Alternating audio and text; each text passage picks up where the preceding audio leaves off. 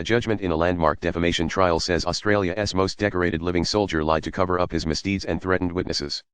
It also found Ben Robert Smith complicit in and responsible for the murder of 3 Afghans. Last week, he lost a defamation suit against 3 Australian newspapers over war crimes allegations. It has raised the spectre of a possible wider reckoning over claims of war crimes by Australian forces.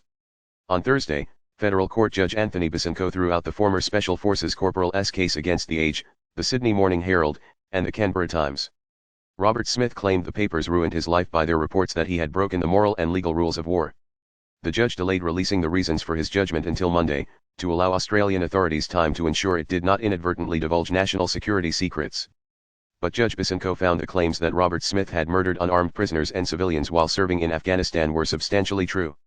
Saying that the 44-year-old was not an honest and reliable witness, he added, "I have difficulty accepting the applicant's evidence on any disputed issue." He further found that the Victoria Cross recipient invoked a Special Forces Code of Silence to intimidate witnesses, and also smeared and threatened others. In a bid to silence a fellow Afghanistan veteran, Robert Smith went to the extent of sending a legal threat to Gina Rinehart, Australia's richest woman, warning that the ex-soldier, Ms. Rinehart's relative, would be sued for speaking ill of him. He even hired a private detective to investigate another former soldier who was questioning his past, producing a report that profiled not only the veteran, but his wife and parents as well. In a tape recording, Robert Smith was also heard lambasting soldiers who break the code of silence. "A few people in the Special Forces had done what we don't do and that's talk out of school." Robert Smith has not commented since the ruling, but he is expected to appeal to the full bench of the federal court. The 110-day defamation trial cost up to an estimated $25 million, $16.3 million, £13.2 million. Robert Smith had been considered a national hero for having single-handedly overpowered Taliban machine gunners who were attacking his Special Air Service, SAS, platoon, earning him Australia's highest military honor.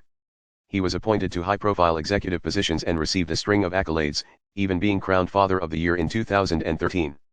But while he has not been charged with any offences, the father of 2 is currently the subject of an Australia Federal Police inquiry into alleged war crimes committed in Afghanistan. In 2020, a landmark investigation known as the Brereton Report found credible evidence that elite Australian soldiers unlawfully killed 39 people in Afghanistan. It recommended that 19 current or former soldiers should be investigated over alleged killings of prisoners and civilians from 2009 to 13.